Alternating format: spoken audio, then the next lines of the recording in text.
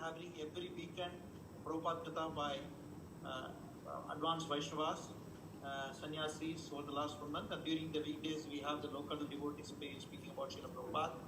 So we are very, very, very fortunate and happy to have His Holiness Bhakti Vinasha Maharaj with us today.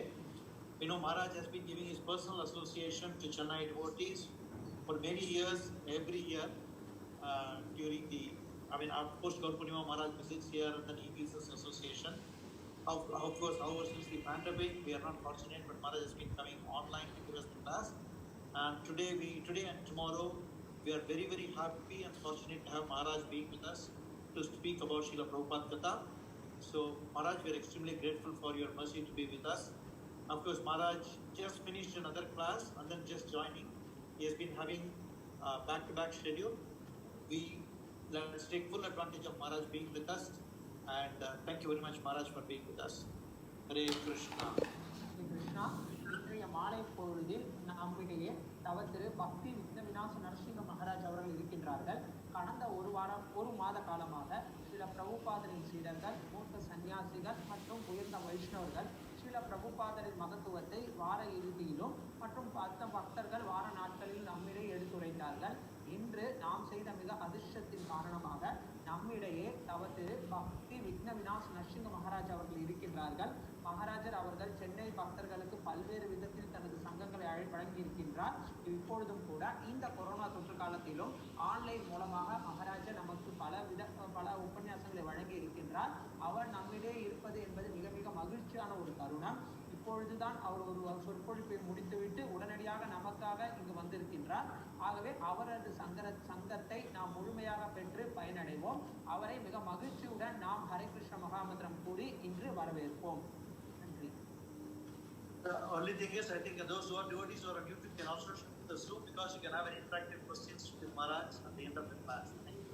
ஒரே ஒரு விண்ணப்பம், யாரெல்லாம் யூடியூபில் பார்த்து கொண்டிருக்கின்றீர்களோ அவர்கள் அனைவரும் ஜூமில் இணைந்தால் இதன் இறுதியில் உங்களுக்கு ஏதேனும் சந்தேகங்கள் இருந்தால் அவர்கள் மகாராஜிடம் கேள்விகளை கேட்டு தெளிவு பெறலாம். Thank you very much, Maharaj. Over to you. Om Jnanatimrandasya Gyananjana Shalakaya Chaksurunmilitanyena Tasmai Shri Gurave Namaha. Namo Vishnu Padaya Krishna Prastaya Bhutale Srimate Bhaktivedanta Swaminiti Namane Namaste Saraswati Deve Gauravani Pracharine Nirvisesha Shunyavadi Paschatya Deshatarine Vanchakalpatarubhyascha kripa sindhu bhayevacha patitanam pavanebhyo vaishnavebhyo namo namaha. Jai Shri Krishna Chaitanya Prabhu Nityananda Shri Advaita Gadadhar Shri Vasadi Gaur Bhaktavinda. Hare Krishna, Krishna Krishna, Hare Hare, Hare Rama, Rama Rama, Hare Hare. So thank you for giving me an opportunity to think more and go back into the memory tanks, remembering past times of my spiritual master and our beloved founder Acharya, His Divine Grace A.C. Bhaktivedanta Swami Prabhupada. எனது ஆன்மீக குரு மற்றும் இஸ்கானின் ஸ்தாபக ஆச்சாரியரான தெய்வ திரு ஆசா பக்திவேதாந்த சுவாமி ஸ்ரீல பிரபுபாதரை பற்றி நினைவு கொள்வதற்கு எனக்கு வாய்ப்பளித்த உங்கள் அனைவருக்கும் முதலில் எனது மனமார்ந்த நன்றியினை தெரிவித்துக் கொள்கின்றேன். So I had the opportunity of coming in contact with Krishna consciousness through the devotees when they first came to the UK, when they came to London, and they'd met George Harrison and they made records. So that was when I was first introduced to Krishna consciousness. நான் லண்டனில் இருக்கும்போது பக்தர்கள் George ஹாரிசனை சந்திக்க வந்தனர். அச்சமயத்தில் தான் நானும் காப்புணர்வு இயக்கத்தில் பற்றி தெரிந்து கொண்டு என்னை நான் இதில் இணைத்துக் கொண்டேன். Then later on, I graduated from college and I was working in London, and I happened to see a Krishna book in a store one day, and I purchased that book and took it. லண்டனில் பட்டம் பெற்று பிறகு அங்கே பணிபுரிய தொடங்கினேன். அச்சமயத்தில் ஒரு கடையில் இந்த கிருஷ்ண புத்தகத்தை பார்த்து அந்த புத்தகத்தை நான் அங்கு சென்று வாங்கினேன். It was only the first volume, and it had a big silver cover, big picture of Radha and Krishna on the front, and a big picture of Srila Prabhupada on the back. அந்த புத்தகத்தை முதல் volume மட்டுமே வெளியிடப்பட்டிருந்தது. அந்த புத்தகத்தின் மேலில் ராதா கிருஷ்ணனின் பெரிய படமும் அதற்கு பின்னால் இருக்கக்கூடிய அட்டையில் பிரபுபாதரின் படமும் அச்சிடப்பட்டிருந்தது. So I was already, a spiritual seeker. I'd been reading books by different spiritual teachers, and I was very attracted to this one. நான் ஏற்கனவே ஆன்மீகத்தை பற்றி தேடிக்கொண்டிருந்தேன். பல ஆன்மீக குருக்களை சந்தித்திருக்கின்றேன். ஆனால் இந்த புத்தகமானது என்னை மிகவும் ஈர்க்கக்கூடிய வகையில் அமைந்திருந்தது. And when I took the book home and showed it to my friend was impressed, and he told me, he said, I have a book by the same person. And he searched through his books and he came out with a copy of a smaller book, The Topmost Yoga System. அப்பொழுது நான் இதை எடுத்துக்கொண்டு எனது நண்பரிடத்தை காட்டினேன். எனது நண்பர் இதனால் மிகவும் கவரப்பட்டார். அவர் என்னிடம் கூறினார், இதே ஆச்சாரியரால் எழுதப்பட்ட மற்றொரு புத்தகமும் என்னிடம் இருக்கின்றது. மிக உயர்ந்த யோகம் என்கின்ற புத்தகத்தை அவர் என்னிடம் காட்டினார். So we were both very impressed to see these books. They were very, there was something very unique, and I took the time to go and sit and read the book, and I felt deeply impressed that I thought, this is a book which I feel like I've understood it. அப்போது இந்த புத்தகங்களை பார்ப்பது எனக்கு மிகவும் மகிழ்ச்சியாக இருந்தது. நான் இந்த புத்தகத்தை மிகவும் தன்னிச்சையானதாக இருப்பதை கண்டேன். பிறகு நான் இதை படிக்க எனக்கு இந்த புத்தகத்தின் மீது ஆர்வமானது அதிக அளவில் ஏற்பட்டு இருந்தது. I'd read a lot of other books by different spiritual teachers, but I never felt like I could understand what they were trying to say. நான் பல விதமான மற்ற ஆசிரியர்களால் எழுதப்பட்ட புத்தகத்தை படித்திருக்கின்றேன். ஆனால் அவர்கள் என்ன கருத்து கூற வருகின்றார்கள் என்பதை என்னால் அதிலிருந்து புரிந்து கொள்ள முடியவில்லை. But when I read Prabhupada's book, I felt everything he was saying was so clear, and I really felt that this is everything I agree with. ஆனால் ஸ்ரீல பிரபுபாதரின் புத்தகத்தை படிக்கும்போது அவர் கூறிய கருத்துக்கள் மிக தெளிவாக இருந்தது. அவர் கூறக்கூடிய ஒவ்வொரு விஷயமும் நான் ஏற்றுக்கொள்ளக்கூடிய வகையில் அவர் எழுதியிருப்பதை நான் பார்த்தேன். So after getting these books, then both my friend and I, we started to visit the temple. We would go there and attend there.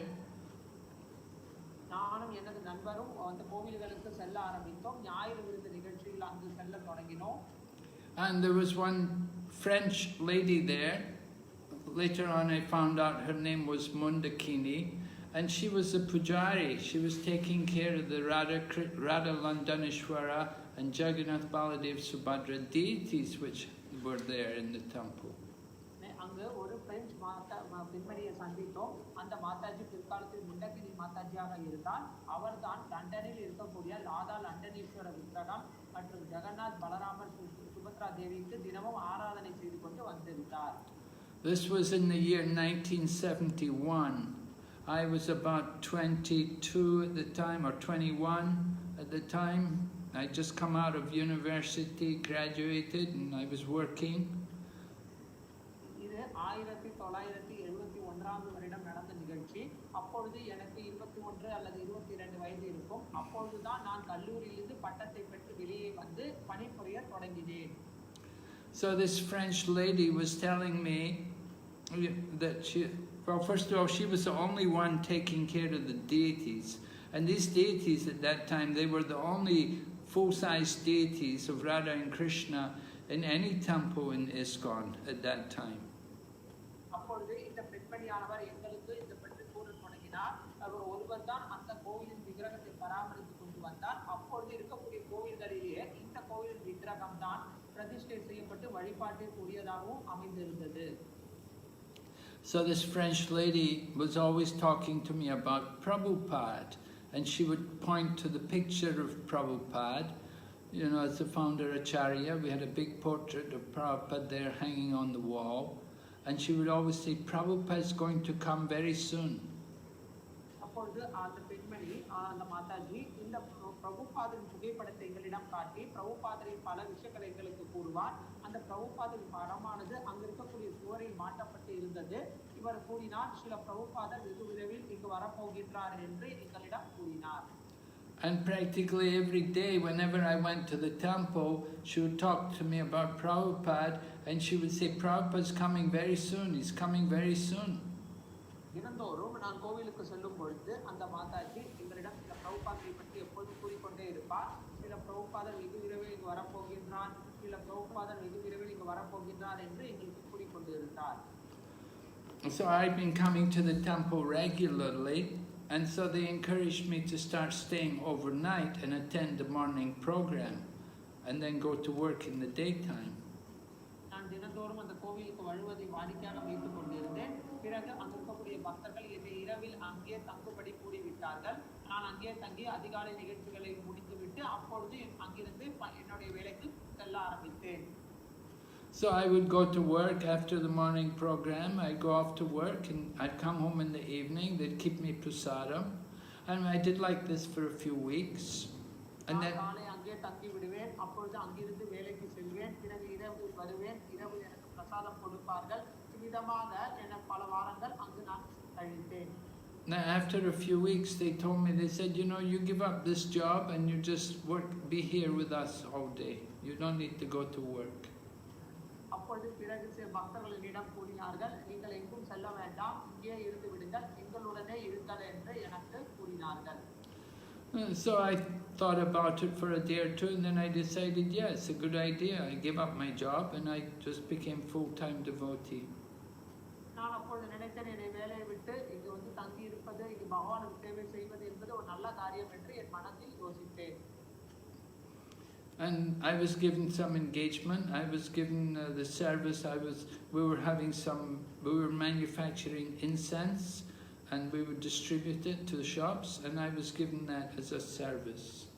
அப்பொழுது நாங்கள் அங்கு ஊதுபத்தியை தயாரித்துக் கொண்டிருந்தோம். அந்த ஊதுபத்திகளை எடுத்துக்கொண்டு கடைகளில் சென்று கொடுக்கக்கூடிய பணியானது எனக்கு வழங்கப்பட்டது. So the French lady, Mundakini, the pujari, she was always saying, Prabhupada's coming, Prabhupada's coming. But somehow Prabhupada never showed up. அந்த முண்டக்கினி மாதாஜியானவர் எங்களிடம் சில பிரபுபாதர் வரப்போகிறார், சில பிரபுபாதர் வரப்போகிறார் என்று கூறிக்கொண்டே இருந்தார். ஆனால் சில பிரபுபாதர் அங்கு வருவதாக தெரியவில்லை. And then it happened, we were getting ready for Rath Yatra. So at that time, but then it was confirmed that Prabhupada is going to come for our Rath Yatra. அப்பொழுது நாங்கள் ரத யாத்திரை செய்வதற்கு தயாராக இருந்தோம். சில பிரபுபாதரின் வருகையானதும் அங்கு உறுதி செய்யப்பட்டிருந்தது. Yeah, you know, different temples would always be inviting Prabhupada, although we didn't have a lot of temples, but still there was maybe 30 temples, and different centers in America where they were very active and they wanted Prabhupada's presence there. அப்பொழுது அந்த அளவில் கோவில்கள் இல்லை, 30 கோவில்கள் மட்டுமே இருந்தன. ஆனால் ஒவ்வொரு கோவிலும் சில பிரபுபாதர் வர வேண்டும் என்று பக்தர்கள் எதிர்பார்த்திருந்தார்கள். அமெரிக்காவில் அனைத்து கோவில்களுமே உற்சாகமாக சில பிரபுபாதர் வருகையை எதிர்பார்த்து கொண்டிருந்தார்கள். இவ்விதமாக பிரபுபாதர் அனைத்து கோவில்களுக்கும் சென்று கொண்டிருந்தார். And then also India, Prabhupada wanted to develop India, so Prabhupada was putting a lot of his energy into India. இந்தியாவிலும் பிரபுபாதர் பெருமளவில் செய்ய வேண்டும் என்று நினைத்தார். தனது சக்தியை முழுவதும் இந்தியாவில் பிரச்சாரம் செய்வதற்கும் சில பிரபுபாதர் செலவிட்டார். In 1971, there was really nothing much there in India. The devotees had only just recently come there to India. 1971 பெருமளவில் இந்தியாவில் பக்தியானது பரப்பப்படவில்லை. அப்பொழுதுதான் பக்தர்கள் இந்தியாவில் தங்களது வருகையை புரிந்து கொண்டிருந்தார்கள். Anyway, I was in London, we were doing our preaching work in London, and there's quite a few Indian people there in London, and they hadn't really started supporting the temple. அப்பொழுது நாங்கள் லண்டனில் இருந்தோம். கொஞ்சம் சிறிய அளவில் இந்தியர்கள் இருந்தார்கள். அவர்கள் இந்த கோவிலில் கட்டுமான பணிகளில் அதிகமாக தங்களை ஈடுபடுத்தாமல் அவர்கள் தங்களது பணிகளை செய்து கொண்டிருந்தார்கள். Somehow the temple was going on. I never could really understand how we managed to survive in those days, because we really didn't have much income. We had no real source of income except from the incense which I was making and we were distributing. அச்சமயத்தில் நான் அதிசயப்படுவது உண்டு, எவ்வாறு எங்களால் இத்தகைய கோவிலை நிர்வாகம் செய்ய முடியும் என்று. ஏனென்றால் அந்த அளவுக்கு எங்களுக்கு வருமானம் என்பது அச்சமயத்தில் இல்லை. நான் விற்கக்கூடிய அந்த ஊதுபத்தில் இருந்து வரக்கூடிய வருமானத்தை வைத்துக் கொண்டுதான் நாங்கள் கோவிலை பராமரிக்கக்கூடிய ஒரு சூழ்நிலை ஏற்பட்டிருந்தது. And we didn't have many books at that time also. அச்சமயத்திலும் பெருமளவில் புத்தகமானதும் அச்சிடப்படவில்லை. Bhagavad Gita had not been printed by the full Bhagavad Gita hadn't been printed. We had only the abridged edition, which was printed by Macmillan. அப்பொழுது பகவத் கீதை வந்து அந்த அளவுக்கு முழுமையாக அச்சிடப்படவில்லை. எங்களிடம் மேக்ஸ்மில்லன் பிரச்சாரத்தில் இருக்கக்கூடிய அந்த புத்தகம் மட்டுமே தான் பகவத் கீதையாக கொடுக்கப்பட்டிருந்தது. And we had also Ishopanishad had been printed, and Nectar of Devotion had been printed. Bhakti Rasamrita Sindhu மற்றும் one more book Maharaj, Nectar of Devotion and ISKCON. Yes. ISKCON மட்டுமே தான் அச்சிடப்பட்டிருந்தன. And then we had Krishna Book Volume 1. மேலும் கிருஷ்ண புத்தகத்தின் முதல் பகுதியானது அச்சிடப்பட்டிருந்தது. And we had Srila Prabhupada's Bhagavatams from India, the first canto which Prabhupada printed in India before he'd gone to the West. மேற்கத்திய நாடுகளுக்கு கலந்து செல்வதற்கு முன்னால் இந்தியாவில் ஸ்ரீல பிரபுபாதர் அச்சிட்ட பாகவதத்தின் முதல் காண்டத்தின் முதல் பிரதியானது மட்டுமே அப்போது இருந்தது. So the only books which we had for sale, we had some boxes of Krishna Book Volume 1. எங்களிடம் இருந்த புத்தகம் கிருஷ்ண புத்தகத்தின் முதல் பகுதியானது மட்டுமே அச்சிடப்பட்டு விற்பனைக்கு இருந்தது. And we had also some Back to Godhead magazines. மேலும் பகவத் தரிசன நாதிதழ் சிறிதளவில் எங்களிடம் இருந்தது. So when we would go out on Sankirtan, we tried to distribute the Back to Godhead magazine. நாங்கள் சங்கீர்த்தனத்திற்கு வெளியே செல்லும் போது இந்த பகவத் தரிசன நாளிதழை மக்களிடையே கொண்டு சேர்க்க முயற்சி செய்தோம். When I joined the movement, initially the program was that we could give the book, and if people didn't give any money, it was no problem. We would allow them to take the book without giving any donation. நான் சேர்ந்த காலத்தில் மக்களிடையே இந்த புத்தகங்களை இந்த பகவத் தரிசன நாளிதழை கொடுக்கும் பொழுது அவர்கள் பணம் கொடுக்க மாட்டார்கள். நாங்கள் அதை பெருசாகவும் எடுத்துக்கொள்ள மாட்டோம். இந்த பகவத் தரிசன நாளிதழை எந்த விதமான நன்கொடையும் வாங்காமல் மக்களிடையே கொடுத்து கொண்டிருந்தோம். But then Prabhupada saw that the temples were taking books from the BBT and they didn't have money to pay for them. அப்போது பிரபுபாதர் பார்த்தார், இந்த பக்தி வேதாந்த அறக்கட்டளையிலிருந்து இந்த புத்தகத்தை கோவிலில் இருக்கக்கூடிய எடுத்துக் கொள்கின்றார்கள், ஆனால் அவர்களிடம் திருப்பி கொடுப்பதற்கு பணம் எதுவும் இல்லை. So Prabhupada said that the temple takes books from the BBT, they have to pay for the cost of the books. அப்போது பிரபுபாதர் கூறினார், பக்தி வேதாந்த புத்தக அறக்கட்டளையிலிருந்து புத்தகத்தை எடுத்துக்கொண்டால் அதற்கான பணத்தை அச்சிடுவதற்கு நிச்சயம் கோவில் பக்தர்கள் அளிக்க வேண்டும் என்று கூறினார். And a letter was sent. I don't know, I think it was written by Prabhupada, but a letter was sent to all the temples, and the letter said that every gentleman, they should give at least 25 cents, it's a quarter of a dollar at that time, and that was supposed to cover the cost of the Back to Godhead magazine. அப்போது ஸ்ரீல பிரபுபாதர் ஒரு கடிதம் எழுதினார், அனைத்து பக்தர்களுக்கும் அதை அனுப்பினார். அக்கடிதத்தில் புத்தகம் எடுக்கக்கூடிய ஒவ்வொரு நபரும் குறைந்தபட்சம் 25 சென்டாவது இந்த புத்தகங்களை வாங்குவதற்கு கொடுக்க வேண்டும் என்று குறிப்பிட்டிருந்தார். And Prabhupada said if they cannot give a quarter, then they're not a gentleman, and we can't just give the books away freely. They have to contribute for the books. ஆகவே யாரேனும் இந்த 25 சென்ட் பணத்தை கொடுக்கவில்லை என்றால் அவர்கள் சிறந்த நண்பராக கருதப்பட முடியாது. அவர்கள் குறைந்தபட்சம் இந்த புத்தகங்களை அச்சிடுவதற்காவது தங்களால் முடிந்த இந்த நன்கொடையை நிச்சயம் வழங்க வேண்டும் என்று கூறினார். So that was the beginning of book distribution, you might say, that we understood we have to get the money for the book. ஆகவே இதுதான் எனக்கு ஏற்பட்ட புத்தக விநியோகத்தின் முதல் அனுபவம். இந்த புத்தகங்களை வழங்கி அதற்கான நன்கொடையை நான் வாங்குவதற்கு முயற்சி செய்தேன்.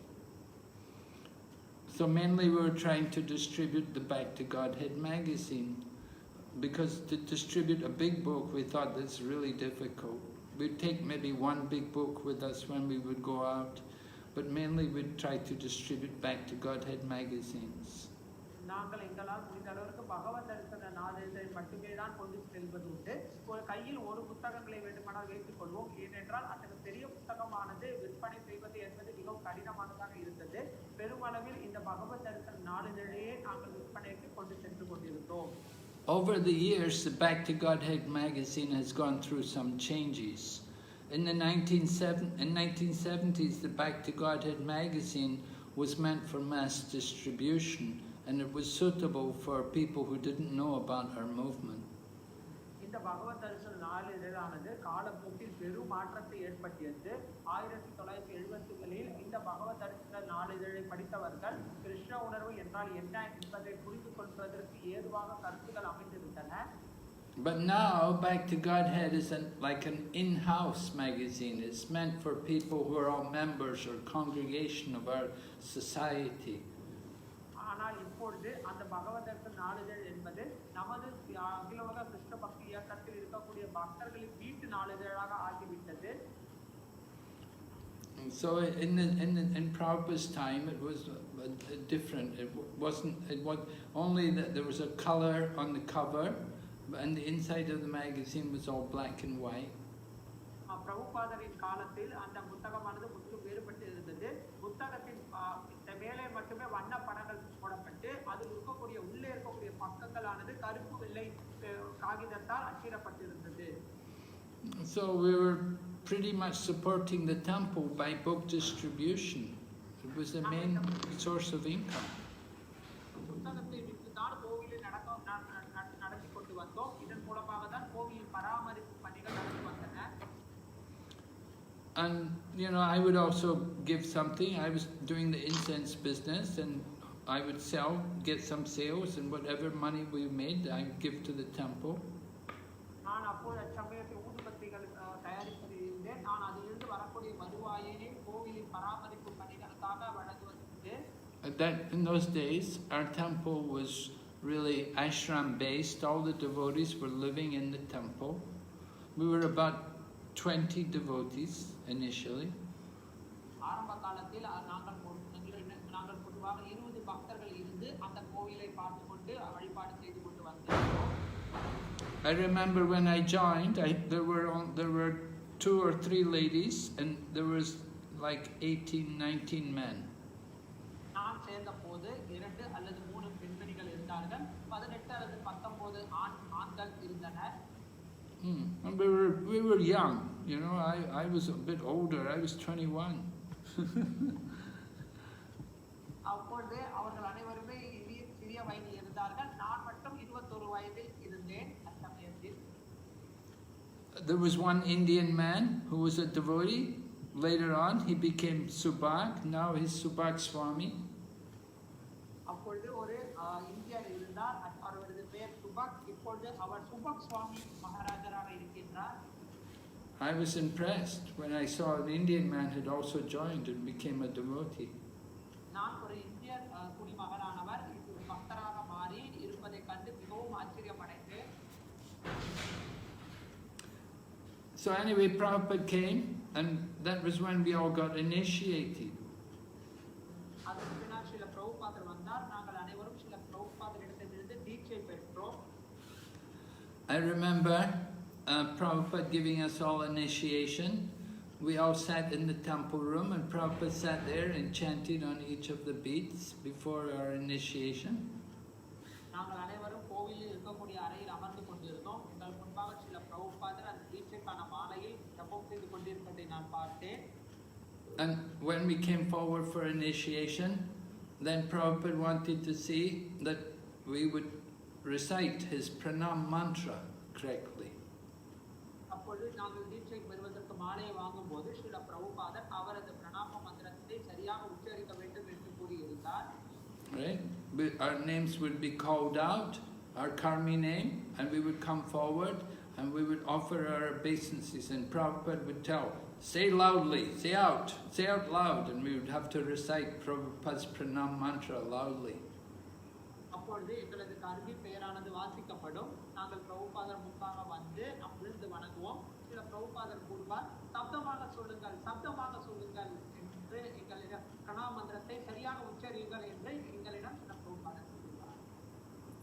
So then Prabhupada would say, what are the 4 principles you're going to follow? How many rounds are you going to chant? நீங்கள் பின்பற்ற வேண்டிய 4 கட்டுப்பாட்டு விதிமுறைகள் என்ன? எத்தனை மாலைகள் ஜபம் செய்ய வேண்டும் என்று எங்களிடம் கேட்பார். And then Prabhupada would give the beads and give our name. அதற்கு பின்னால் சில பிரபுபாதர் தீட்சை மாலைகளுக்கு அழைத்து எங்களுக்கு பெயர் கொடுப்பார். So when the day I was initiated, we were about 15 of us all got initiated. நான் தீட்சை பெறும்போது என்னுடன் சேர்த்து குறைந்தபட்சம் 15 பக்தர்கள் தீட்சை பெற்றிருந்தார்கள். And I remember Mahavishnu was initiated. Now he's Mahavishnu Swami. நான் நினைக்கின்றேன் மகாவிஷ்ணு பிரபு அவர்கள் அப்பொழுது தீட்சை பெற்றார். இப்பொழுது அவர் மகாவிஷ்ணு சுவாமியாக இருக்கின்றார். And Subhag was also initiated. Now Subhag Swami. அவர் சுபக் பிரபு அவர்களும் தீட்சை பெற்றார்கள். இப்பொழுது சுபக் சுவாமியாக அவர் இருக்கின்றார். And I also got my initiation along with them. நானும் அவர்களுடன் சேர்ந்து தீட்சையை பெற்றேன். So we were very fortunate. We all got initiation, but that afternoon Prabhupada called for the temple president. நாங்கள் அனைவரும் தீட்சை பெற்றுக்கொண்டோம். அன்றைய மதிய நேரம் ஸ்ரீல பிரபுபாதர் கோவில் தலைவரை அழைத்தார். Temple president at that time, he was from USA. His name was Dayananda. அப்பொழுது கோவில் தலைவர் யுஎஸ் அமெரிக்காவிலிருந்து ஒரு பக்தர், அவரது பெயர் தயானந்த பிரபு. And so Prabhupada said to him, he said, you know, I gave all of these men initiation. He said, none of them gave me any Guru Dakshin. Srila பிரபுபாதர் கூறினார், நான் இவர்கள் அனைவருக்கும் தீட்சை அளித்திருக்கின்றேன், ஆனால் யாருமே இவர்களில் எனக்கு குரு தட்சணை கொடுக்கவில்லை.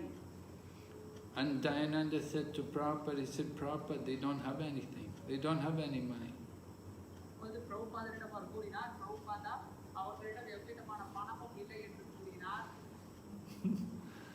Anyway, that was something, that was the situation of our temple. Our temple was, you know, really had no funds, and somehow or other it was just maintaining by the grace of Krishna. இதுதான் அச்சமயத்தில் இருந்த சூழ்நிலை. கோவிலில் எந்த விதமான வருமானமும் இல்லை. கிருஷ்ணரின் கருணையால் அச்சமயத்தில் நாங்கள் பராமரித்துக் கொண்டு இருந்தோம். Each of us who had joined the movement, we would give whatever money we had, whatever we had in our possession, we would surrender that for the service of Krishna. அப்பொழுது சேர்ந்த பக்தர்களில் அவர்களிடம் இருக்கக்கூடிய எந்த அனைத்து தொகையும் கிருஷ்ணருக்கு சேவைக்காக அளித்தார்கள். So after that, Prabhupada said that, so then we went for Harinam Sankirtan, and whatever collections we got, whatever profit was there from Sankirtan, we gave that to Prabhupada. அப்பொழுது நாங்கள் சங்கீர்த்தனத்திற்கு சென்றோம். அந்த சங்கீர்த்தனத்தில் இருந்து என்னெல்லாம் வருமானம் வந்ததோ அவை அனைத்தையும் நாங்கள் ஸ்ரீல பிரபுபாதரிடம் கொடுத்தோம். So it wasn't very much.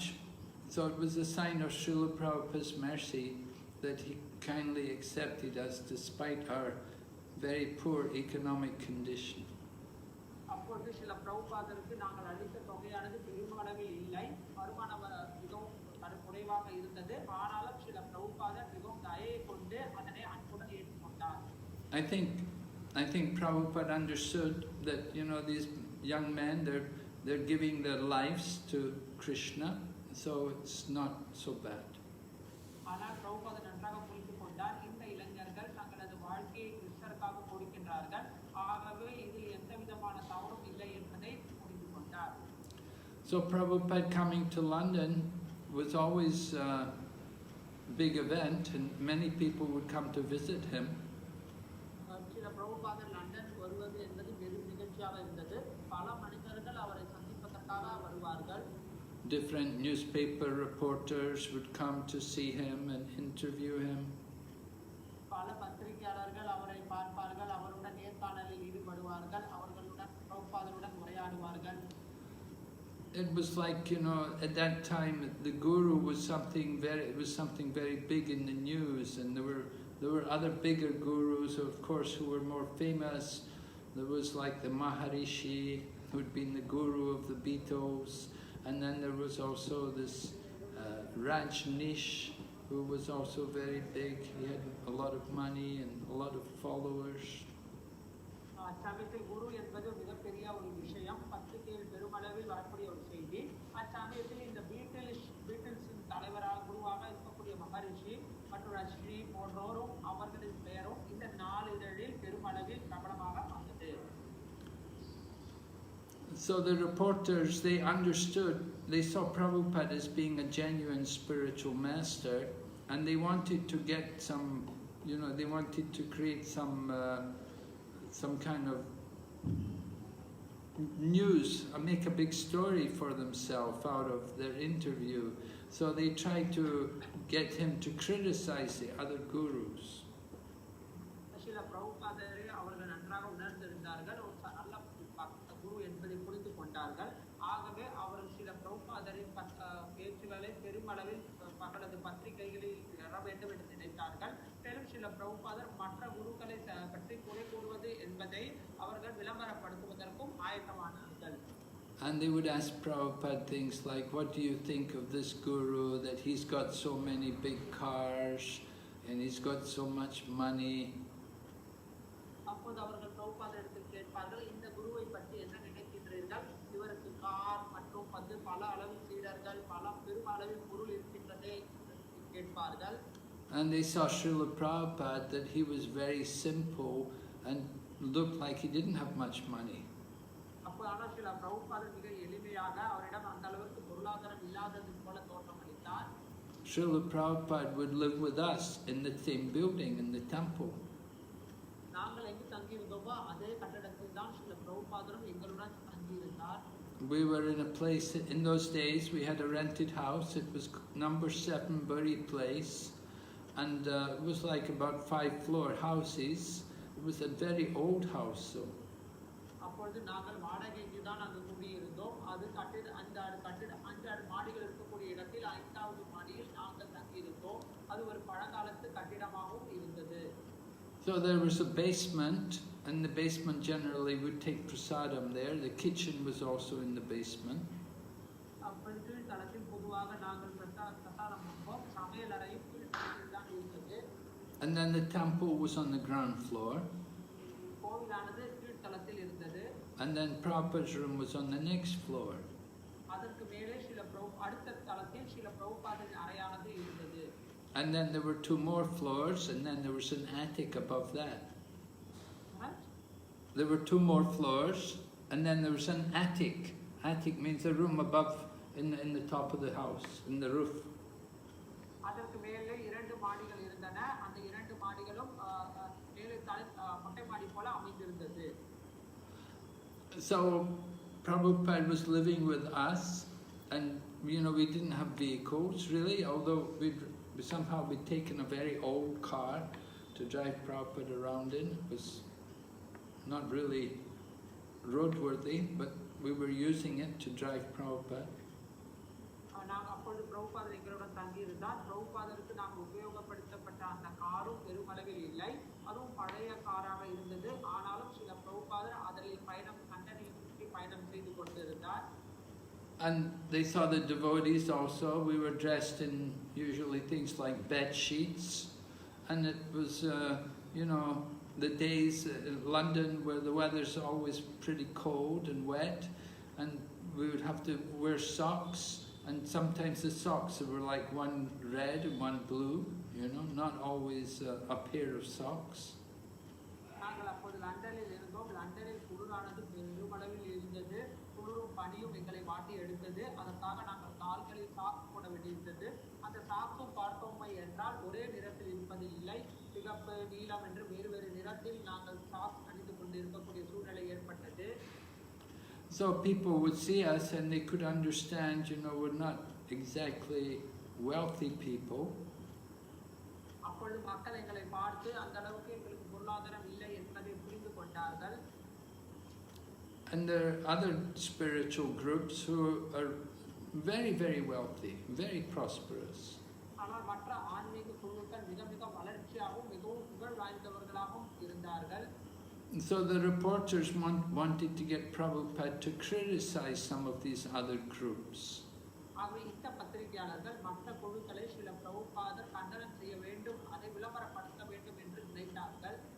But Prabhupada would simply say that, oh, the bona fide guru, he may ride in a big car, and the guru who's a cheater, he may ride on the bicycle. You cannot judge who's genuine by the vehicle they're riding. அப்பொழுது அவர் கூறினார், ஒரு அங்கீகரிக்கப்பட்ட குருவானவர் Rolle's Rai காரிலும் செல்லலாம், ஒரு சாதாரண குருவானவர் சைக்கிளிலும் செல்லலாம். குருவானவர் எதில் செல்கின்றார் என்பதை வைத்து நாம் குருவின் தகுதியை நியமனம் செய்ய முடியாது என்று கூறினார். So, you know, this was something of a revelation for the reporters to hear Prabhupada speak like this. It was a real education for them. பிரபுபாதர் இவ்வாறு பேசுவது என்பது அவர்களுக்கு உண்மையாக வழங்கப்பட்ட ஒரு ஞானம். இது அவர்களுக்கு பெரும் மாற்றமாகவே கருதப்பட்டிருந்தது. Prabhupada taught them you cannot judge the spiritual teacher just by simply external things like the vehicle. வாகனம் போன்று வெளித்தோற்றமான விஷயங்களை வைத்து ஒரு உண்மையான ஆன்மீக குருவின் தரத்தை நாம் இடை போட முடியாது என்பதை பிரபுபாதர் அங்கு தெளிவாக சுட்டிக்காட்டினார். On another occasion, Srila Prabhupada came to Hong Kong, and it was arranged that he would be picked up in a Rolls Royce and he would stay in the penthouse suite of an exclusive hotel in Hong Kong. அப்பொழுது ஸ்ரீல பிரபுபாதர் ஹாங்காங்குக்கு வருகை புரிந்தார். அவரை வரவேற்பதற்காக Rolle's Rai காரானது அனுப்பப்பட்டிருந்தது. அவர் மிக வசதியான பென்டர் street என்கின்ற இடத்தில் தங்குவதற்காக அனைத்து ஏற்பாடுகளும் செய்யப்பட்டிருந்தன. So at that time, the reporters also picked up on that, and they said to Prabhupada, they said, you know, you're a Swamiji, you're Swamiji's like monastic people, and here you come in this Rolls Royce, a very expensive car, and you're staying in this luxury hotel. அப்பொழுது அங்கு பத்திரிகையாளர்கள் வந்து ஸ்ரீல பிரபுபாதரை நேர்காணல் கண்டனர். அவர்கள் கேட்டனர், நீங்கள் ஒரு சுவாமிஜி, துறவரத்தில் இருக்கக்கூடியவர், ஆனால் நீங்கள் இத்தகைய ரோல்ஸ் ராய் காரில் பயணம் செய்கின்றீர்கள், மேலும் நீங்கள் தங்கக்கூடிய அறையோ பார்த்தீர்கள், ஆனால் மிகவும் ஆடம்பரமாக இருக்கின்றதே என்று கேட்டார்கள். And Prabhupada responded to them saying, if I was to sit under a tree, you would never come to see me. அப்போது பிரபுபாதர் கூறினார், நான் ஒரு மரத்தடியில் அமர்ந்தேன் என்றால் என்னை பார்ப்பதற்கு நீங்கள் வரமாட்டீர்கள். On another occasion, when reporters questioned about Prabhupada having an opulent car, Prabhupada would say, in the spiritual world, in the kingdom of God, they will have very celestial chariots made of gold and covered with beautiful jewels. மற்றொரு முறையும் இதே கேள்வியானது ஸ்ரீல பிரபுபாதரிடம் கேட்டபோது ஸ்ரீல பிரபுபாதர் பதிலளித்தார், ஆன்மீக உலகத்தில் அனைத்துமே மிக ஆடம்பரமாக இருக்கின்றது. அங்கு தங்க ரதமானது இருக்கக்கூடிய ரதத்தில் கமலம் போன்ற விலை உயர்ந்த கற்கள் பதிக்கப்பட்டு அதில் மக்கள் அங்கு இருக்கக்கூடியவர்கள் பயணம் செய்கின்றார்கள் என்று ஸ்ரீல பிரபுபாதர் எடுத்துரைத்தார். But Prabhupada said, anyway, whatever they offer, they have offered this car to me, I'm accepting it. He said, I cannot expect them to give me what they give in the spiritual world. ஆன்மீக உலகத்தில் கொடுக்கக்கூடிய அந்த ரதத்தை இவர்களால் கொடுக்க முடியும் என்று நான் எதிர்பார்க்க முடியாது. இவர்களால் முடிந்த அளவிற்கு எனக்கு வழங்குகின்றார்கள், அதை நான் ஏற்றுக்கொள்கின்றேன் என்று ஸ்ரீல பிரபுபாதர் பதிலளித்தார். So Prabhupada always knew how to get his message through to the reporters in very clear, basic language. Srila பிரபுபாதர் தான் கூறக்கூடிய விஷயத்தை எவ்வாறு இவர்களுக்கு எளிமையாக அடிப்படையான மொழியில் கூற வேண்டும் என்பதை நன்றாக தெரிந்து கொண்டிருந்தார். Another very amusing meeting which Prabhupada had with the reporters in London, it came in the Bhaktivedanta manner on a very winter's day, very cold, windy, wet day. மற்றும் ஒரு சூழ்நிலையானது பக்தி வேதாந்த மேனரில் குளிர்ந்த மிகவும் பனியான நாளில் நடைபெற்ற ஒரு நிகழ்வு. Though anybody who's been to England, you know something about the weather there. It's not very pleasant, especially winters. It can be very cold and damp and wet. And so this reporter, young woman, came there to meet Prabhupada, and she came to meet Prabhupada. She was dressed in a mini skirt.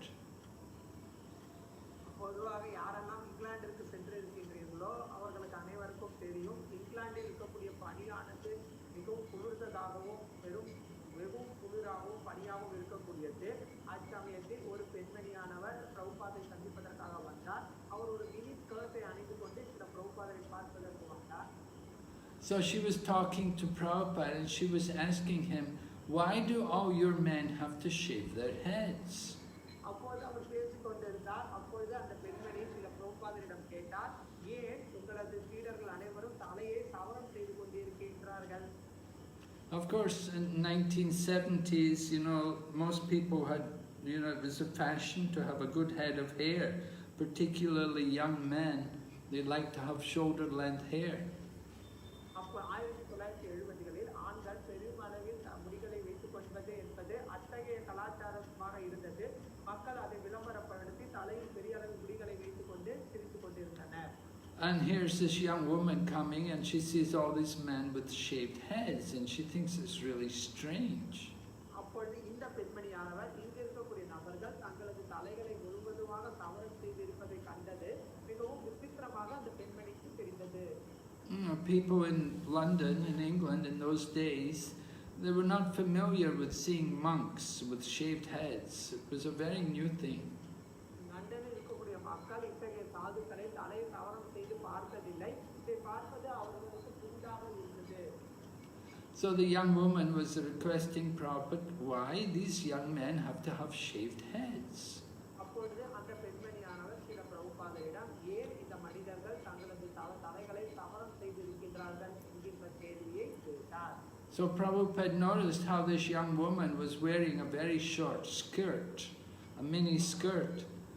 And Prabhupada said to her, he said, they may have shaved heads, but their legs are warm. He said, the men may have shaved heads, but their legs are warm. அப்பொழுது பிரபுபாதர் கூறினார், அந்த பெண்மணியானவர் மினிஸ்கர்ட் அணிந்திருப்பதை பார்த்து சில பிரபுபாதர் கூறினார், அவர்களது தலை வேண்டுமானால் சவரம் செய்யப்பட்டிருக்கலாம், ஆனால் அவர்களது கால்கள் ஒன்றும் செய்யப்படவில்லை. And Prabhupada was indicating to the woman that she was the unfortunate one because her legs were not covered, so her legs were cold due to the cold weather. அப்போது சில பிரபுபாதர் இந்த குளிர்ந்த பனியின் காரணமாக அந்த பெண்மணியானவர் தனது கால்களை சரியாக மறைக்காத காரணத்தினால் அந்த பெண்மணியின் கால்களும் குளிராக இருக்கின்றது என்பதை இதன் மூலம் சில பிரபுபாதர் அவருக்கு அறிவுரை கூறினார். So Prabhupada said to her, better to have warm legs and a cool head.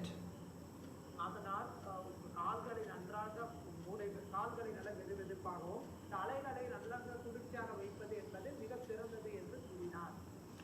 But he said, you have cold legs and a hot head. ஆனால் நீங்களோ கால்களை நன்றாக குளிர்ச்சியாக வைத்துக் கொண்டு தலையை எப்போது சூடாக வைத்துக் கொண்டு இருக்கின்றீர்கள். The hot head means very passionate, lusty. சூடான தலை என்றால் மிகவும் ரஜோ குணத்தில் மிகவும் காமம் எண்ணங்கள் தலையில் ஓடிக்கொண்டிருக்கின்றது.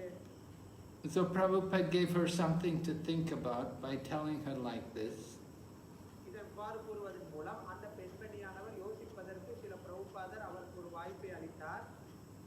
Of course, Prabhupada had a lot of controversy with male-female things because, Prabhupada was speaking about the position of women in the Vedic culture, and this was at the time when there was a lot of women working or striving for independence and women's liberation.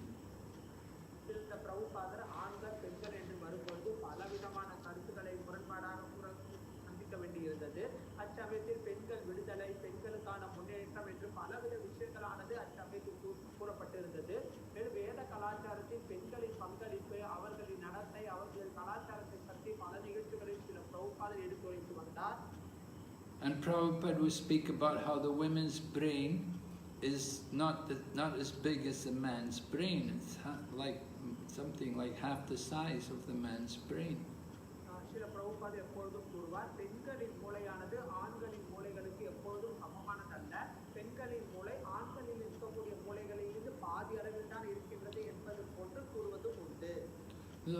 So women, of course, didn't like this, but Prabhupada said this is a medical fact. He said, I can't change medical science.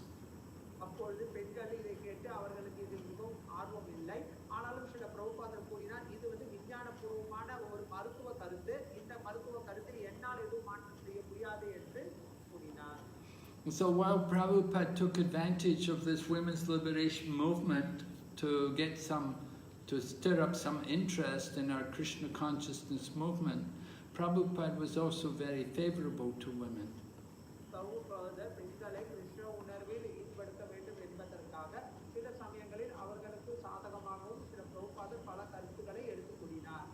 Prabhupada had, of course, incorporated the first Brahmacharini ashram, and he gave women the chance to become the full-time devotees in Krishna consciousness.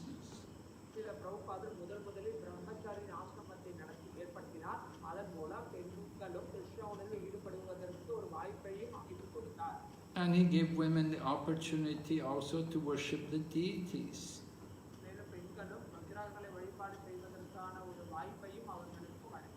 We see in India today it's usually always men on the altar doing the deity worship, but Prabhupada allowed women to do the deity worship.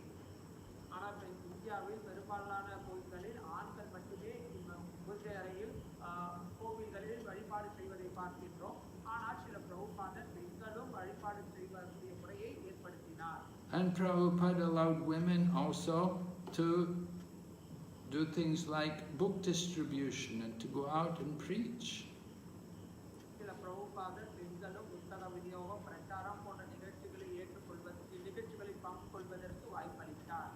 Now sometimes Prabhupada they would have big pandal programs organized in India, and of course you get a crowd of people in India, sometimes they get very restless and the audience can make a lot of noise.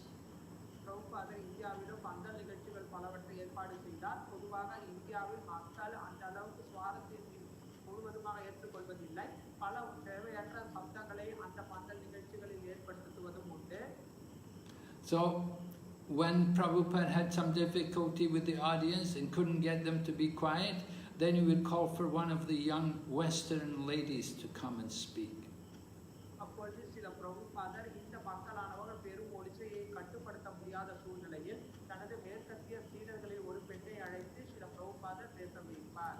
And as soon as the young Western woman would come up on the stage and speak, then immediately there would be so much hush. Everybody would just be so quiet.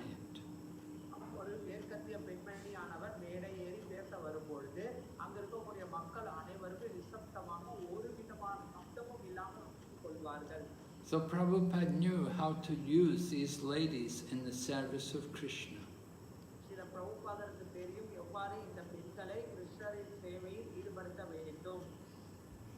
At the same time, Prabhupada was also a little cautious about putting women into responsible positions.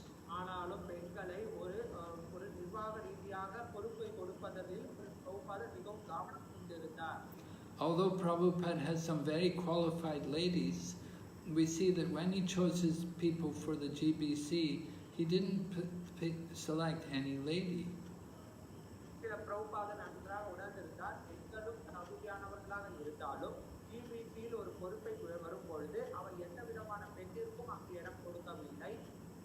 He certainly appreciated the ladies and had great respect for them and understood their qualifications, but he was very careful not to put them into leadership roles. சில பிரபுபாதர் நன்றாக உணர்ந்திருந்தார் பெண்களும் தகுதியானவர்கள் அவர்களுக்கு தகுதியானது இருக்கின்றது மிக சிறப்பாக செயல்படுகின்றார்கள் ஆனாலும் ஒரு பதவி அல்லது தலைவர் என்ற பொறுப்பில் சில பிரபுபாதர் எப்பொழுதும் அவர்களை அமர்த்தவில்லை. So anyway, I don't want to get too much into India just now. I want to speak more about Prabhupada when he was in the UK, because that was where I first saw Prabhupada. And when Prabhupada came there to London, we would arrange programs for him in different parts of London, in different suburbs. So நான் இப்போது அதை பற்றி பெருமளவில் பேச விரும்பவில்லை. நான் சில பிரபுபாதர் லண்டன் நகரத்திற்கு வரும்பொழுது அங்கு எவ்வாறு இருந்தது என்பதை பற்றி அதிக அளவில் பேச விரும்புகின்றேன். சில பிரபுபாதர் லண்டன் வரும்பொழுது நாங்கள் அவருடன் பல நிகழ்ச்சிகளில் கலந்து கொண்டோம். அவரை பல இடங்களுக்கு அழைத்து சென்று அங்கு பல நிகழ்ச்சிகளையும் அரங்கேற்றினோம். Yeah, there's different town halls in different sections of London. There would be different town halls, and we would rent these town halls, and we would somehow make some advertising in a primitive way, and have small programs and take Prabhupada there and take Prabhupada's Vyasa there and have a program.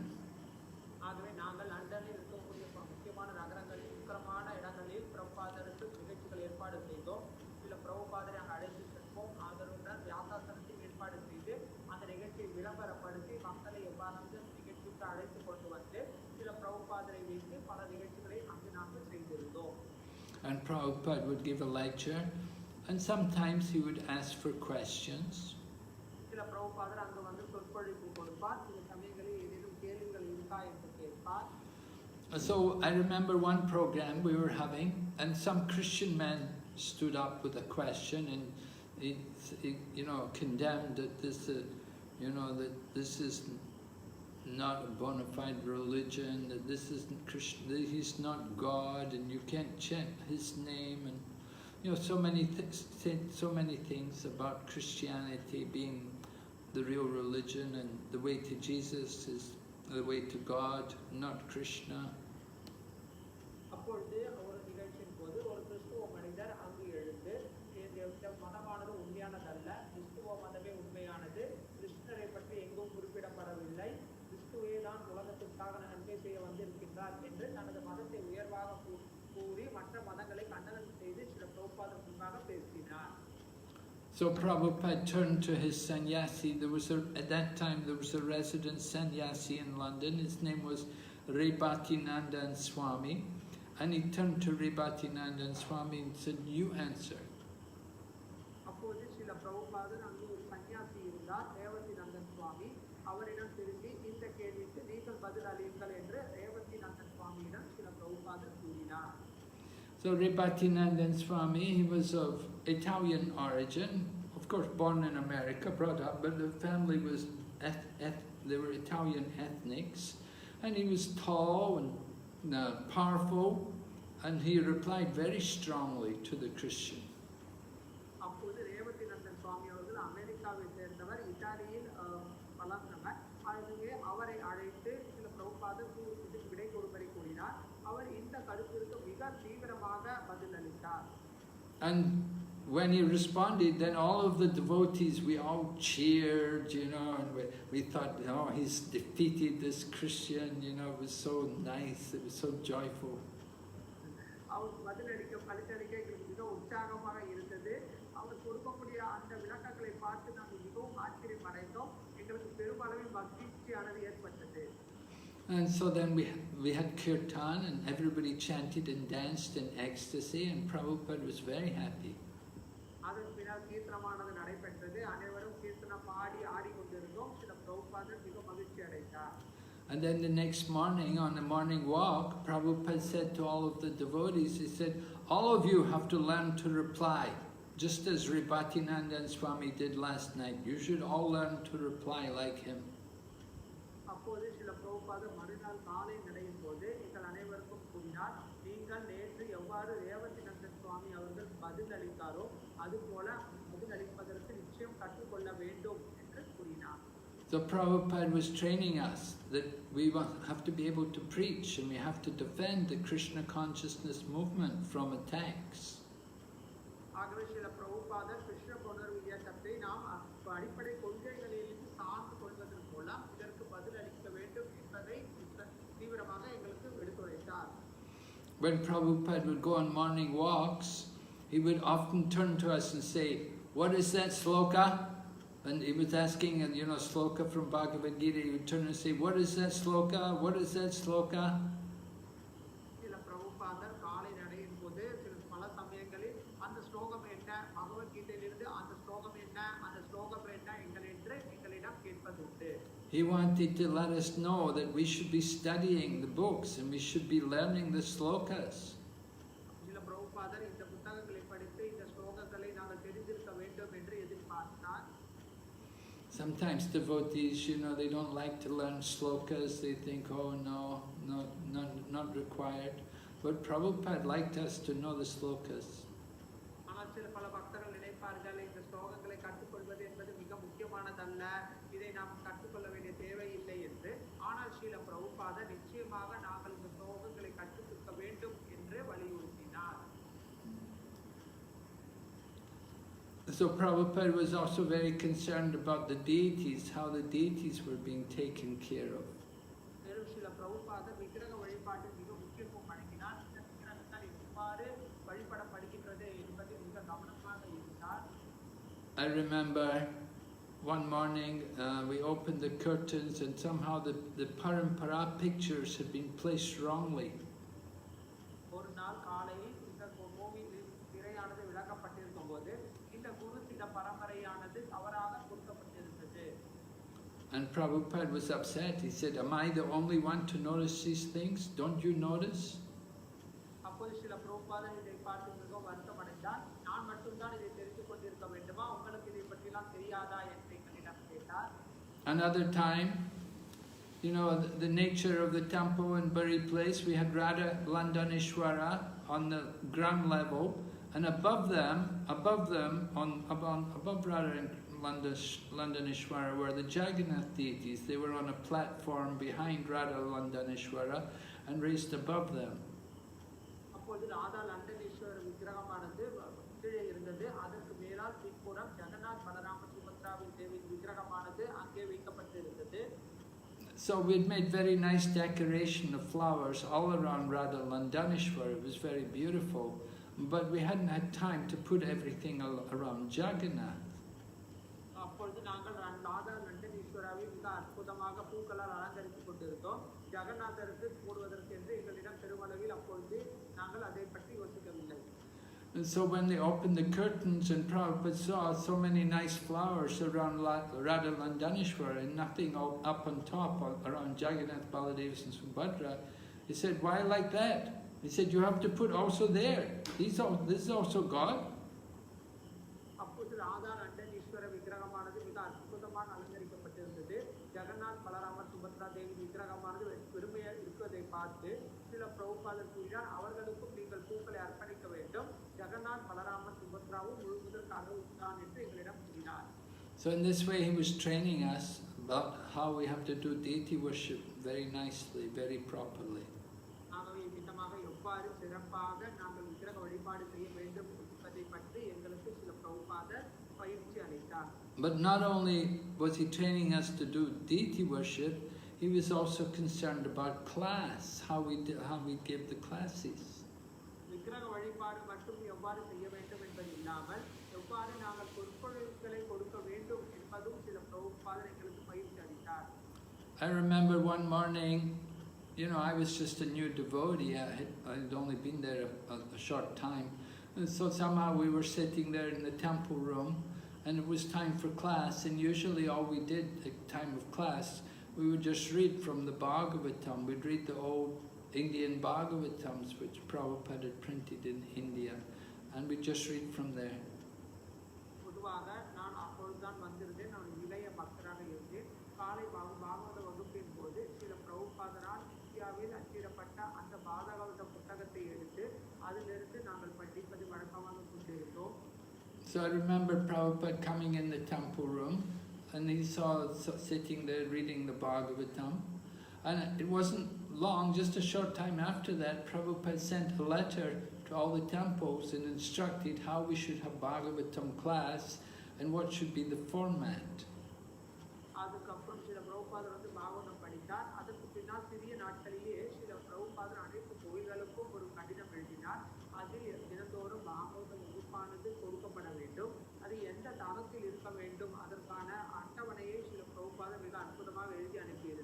He wanted one sloka a day, and we would chant the sloka, and then we would discuss it. One person would lecture on it first of all, and then there would be questions and discussion.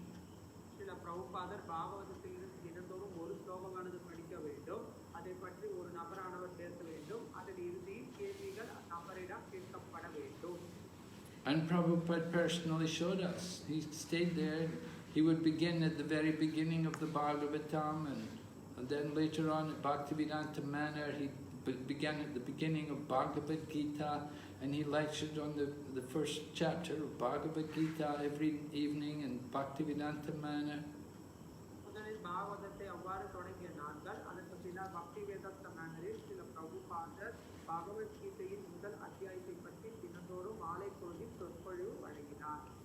Of course, sometimes we'd arrange big programs, we'd have them in a nice hall, and Prabhupada would go and he would be concerned. He would say, what kind of prasadam are you distributing? He would want to see the prasadam.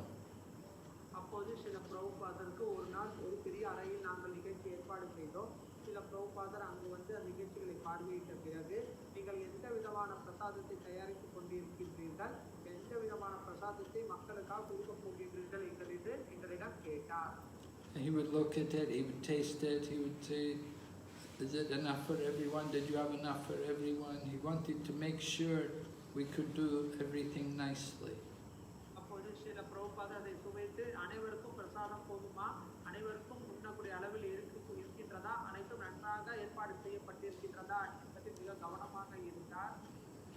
So there was one Indian man who had been initiated by Prabhupada, and he and his wife had both been initiated. They had 3 sons, and they were also initiated by Prabhupada. And this man, he was a good man, you know, he did a lot of valuable service. Later on, he went to India, and he was the one who got the land where the Krishna Balaram temple was built.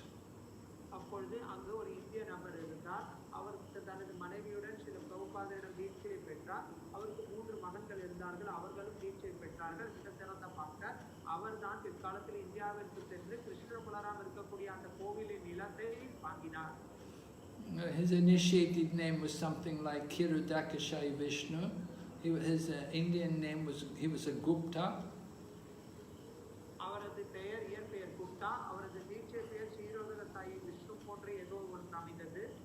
His wife's name was Kirtida. Kirtida. So anyway, he had some deities he wanted to install, and so he asked Prabhupada to come and do a Bhagavad Sapta. And he asked Prabhupada to come out to a place called Southall, which was an Indian area where a lot of Indian people lived.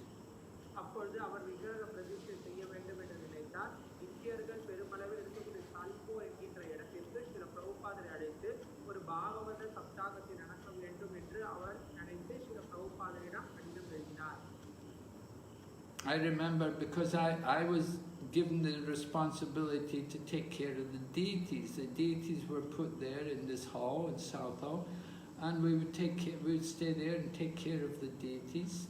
And we were supposed to do a Bhagavad Sapta, you know, for 1 week. Prabhupada was supposed to come and give Bhagavatam class.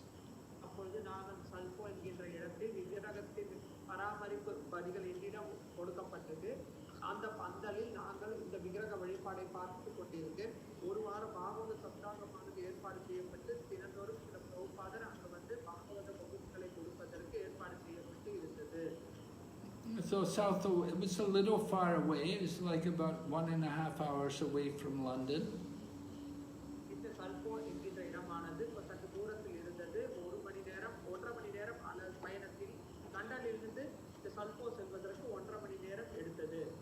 Anyway, Prabhupada came the first night and gave the lecture, and we had the deity installation and everything. And then after the first night, Prabhupada said, I'm not going back there. He said, that hall is terrible. அப்போது முதல் நாளானது ஸ்ரீல பிரபுபாதர் வந்தார், விக்கிரக பிரதிஷ்டை நிகழ்ச்சியானது நடைபெற்று உபன்யாசம் வழங்கினார். மறுநாள் ஸ்ரீல பிரபுபாதர் கூறினார், நான் திரும்பி அந்த இடத்துக்கு செல்ல போவதில்லை, அந்த அறையானது மிக மோசமாக இருக்கின்றது என்று கூறினார்.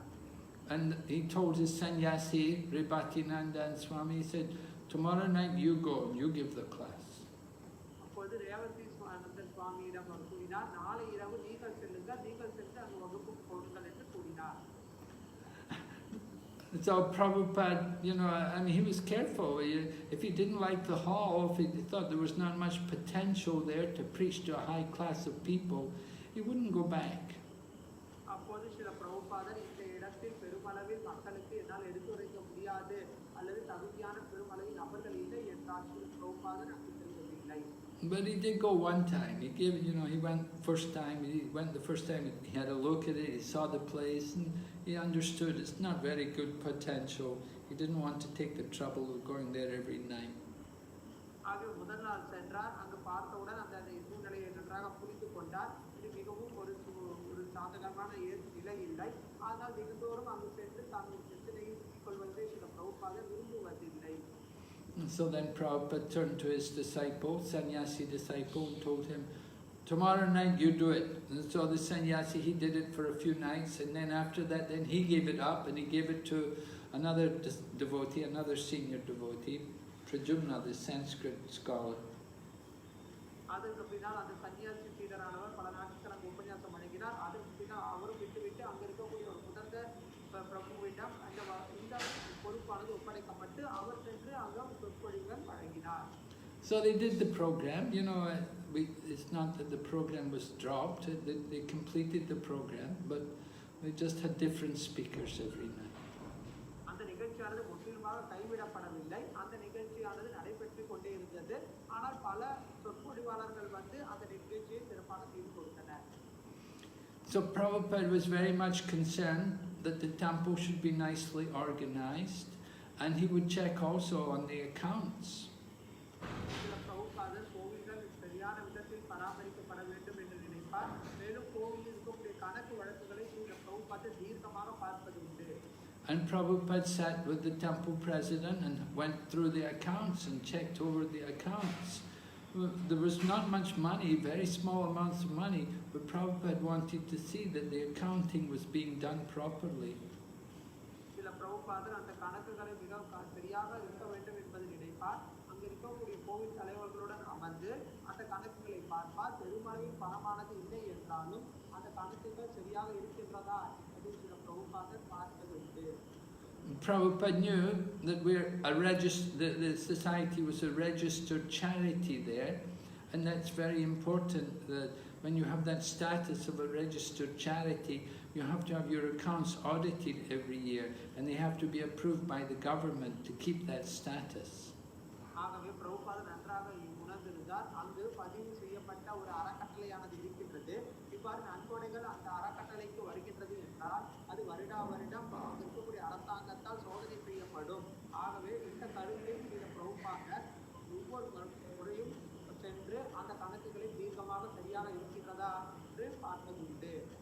And because we have a registered charity status, then there's income tax exemption for donations. So that's very important. மேலும் இந்த அறக்கட்டளை பதிவு செய்யப்பட்ட அறக்கட்டளை இருக்கின்ற காரணத்தினால் அவர்களை பணம் கொடுப்பவர்களுக்கு வருமான வரி விலக்கானது வழங்கப்பட்டது. இதுவும் ஒரு முக்கியமான நிகழ்ச்சியாக அமைந்தது. Just like in India, we have income tax exemption. It's very important. People giving donations, they can get exemption on their donations. இந்தியாவிலும் கூட மக்கள் நன்கொடை வழங்கி அதன் மூலமாக வருமான வரி விலக்கிலிருந்து விடுதலை அடைகின்றனர். இவ்விதமாக இதுவும் மிக முக்கியமான ஒன்றாகும். So this actually the registration done in India was taken from the registration done in London. Initially it was all done in London. They were the first place to be registered officially and to get that status of a charitable society. இந்த இந்த அறக்கட்டளை ஆனது சமூகமானது முதலில் லண்டனில் பதியப்பட்டு அங்கிருந்தான் இந்தியாவிற்கு கொண்டு வரப்பட்டது. லண்டனிலேயே முதலில் இந்த நன்கொடை அறக்கட்டளையானது பதிவு செய்யப்பட்டிருந்தது. So Prabhupada would come and he would check out the building. He wanted to see how we're using the different rooms. Srila Prabhupada அங்கு இந்த கட்டிடத்தை பார்வையிட்டார். அங்கு இருக்கக்கூடிய அறைகளை நாங்கள் எவ்வாறு உபயோகப்படுத்துகின்றோம் என்பதை Srila Prabhupada கூறுவதுண்டு. He didn't like to see the rooms being untidy or unclean. Everything had to be kept nicely. அறையானது சுத்தம் இல்லாமல் குப்பையாக இருப்பதை Srila Prabhupada விரும்புவதில்லை. அனைத்துமே சுத்தமாக வைத்திருக்கப்பட வேண்டும் என்பது Srila Prabhupada-வின் ஒரு விருப்பம். And of course Prabhupada cared very much what kind of prasadam we're offering to the deities. மேலும் விக்கிரகங்களுக்கு எந்த விதமான உணவு அளிக்கின்றோம் என்பதிலும் Srila Prabhupada மிக கவனத்துடன் இருந்தார். Prabhupada himself would eat quite simply. He wouldn't take very much. He would eat very small quantities. Srila Prabhupada சிறிய அளவில் தான் பிரசாதம் உண்பார். அவர் அந்த அளவிற்கு பிரசாதம் உண்ண மாட்டார். எளிமையாக தான் Prabhupada உணவு உண்ணக்கூடிய வழக்கத்தை வைத்திருந்தார். Of course, a lot of it would depend on the weather and the climate, particular place. குறிப்பிட்ட இடத்தில் இருக்கக்கூடிய சீதோஷ்ண நிலை மற்றும் அங்கு இருக்கக்கூடிய கால சூழ்நிலைக்கேற்ப Prabhupada பிரசாதம் உண்பார். When he would come to England, because it's colder there, so he would like to eat something which was hot, which would put some heat in the body. He would take some utma or some halava for breakfast. Srila Prabhupada லண்டனுக்கு வரும்போது குளிர்ச்சியாக இருந்தது. ஆகவே அவர் சூடாக ஏதாவது சாப்பிட வேண்டும் என்று உப்மா, அல்வா போன்றவற்றை காலையில் சாப்பிடுவார். And at lunchtime, he would like to have rice, dal, chapati, sabji. மதிய உணவின் போது ரைஸ், பருப்பு, சப்பாத்தி மற்றும் காய்கறிகளை உண்பார். We would have very nice atmosphere. We had a lot of fun rushing Prabhupada's chapatis up 2 flights of stairs so that Prabhupada could get a nice hot chapati. Maharaj? We would run up 2 flights of stairs to bring the hot chapati into Prabhupada's room. நாங்கள் அனைவருமே சூடான சப்பாத்தியை பிரபுபாதருக்கு வழங்குவதற்காக மேலே ஓடுவோம். அங்கிருந்து சூடான சப்பாத்தி எடுத்துக்கொண்டு வந்து Srila பிரபுபாதருக்கு கொடுப்போம். Right, the kitchen was in the basement, and so we had to run up 2 flights to get up to Prabhupada's room. Prabhupada would take his lunch in his room, so we have to run up the 2 flights of stairs and bring in the very nice hot steaming chapati to drop on Prabhupada's plate. சமையலறையானது கீழ்த்தளத்தில் இருந்தது. அங்கிருந்து 2 மாடிகள் நாங்கள் ஓடி வந்து Srila பிரபுபாதருக்கு chapati சுட அவருக்கு எடுத்துக்கொண்டு வந்து அவரது தட்டில் அளிப்போம். And Prabhupada liked sabjis. He liked simple sabjis like loki.